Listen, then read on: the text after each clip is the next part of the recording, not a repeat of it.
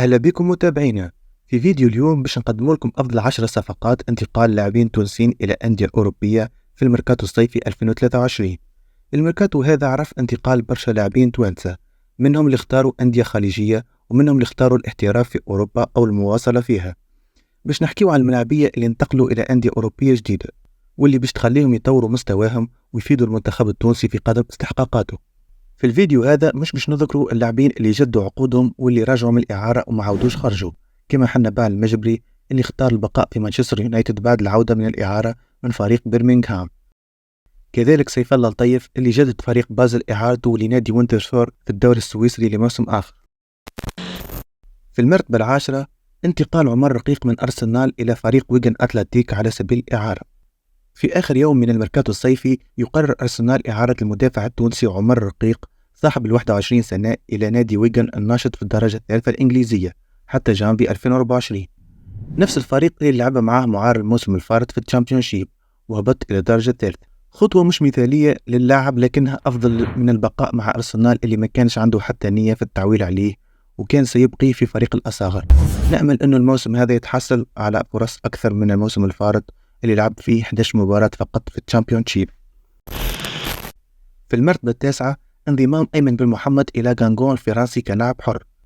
بعد عديد الإصابات والموسم الفارط اللي قضاه مصاب ومن دون نادي، يتعاقد اللاعب أيمن بن محمد مع نادي غانغون الناشط في الدرجة الثانية الفرنسية.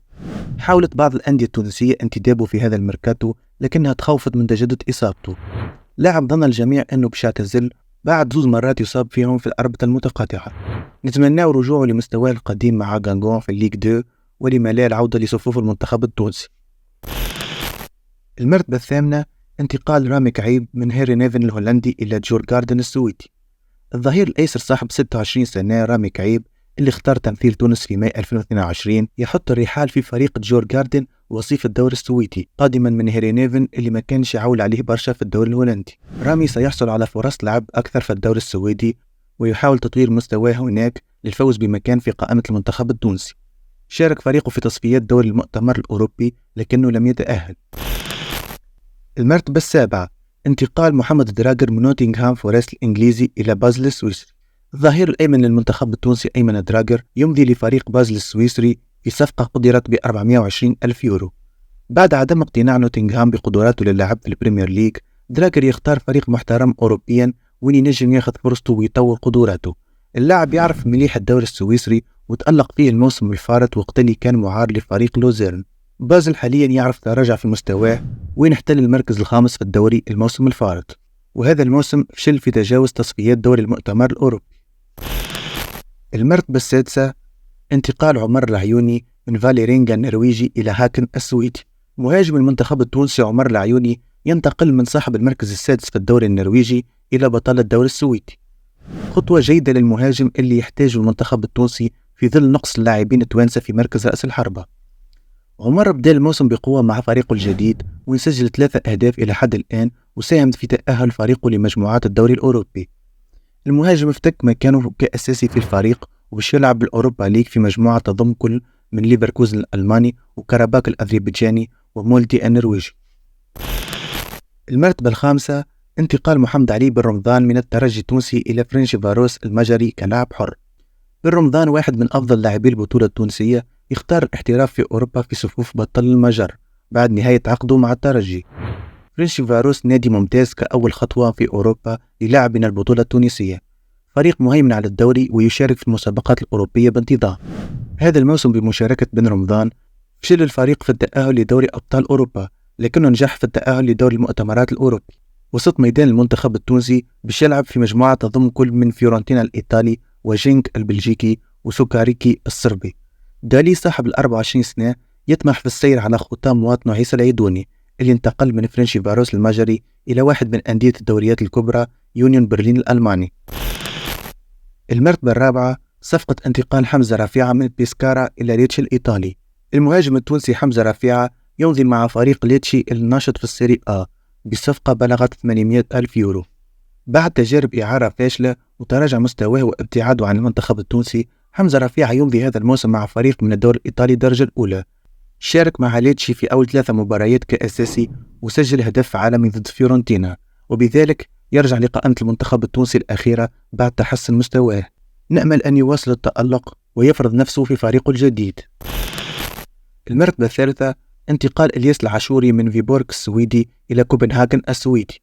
إلياس العاشوري المنضم حديثا للمنتخب التونسي في ماي 2022 يتعاقد مع كوبنهاغن السويدي بصفقة قيمتها 3 مليون يورو.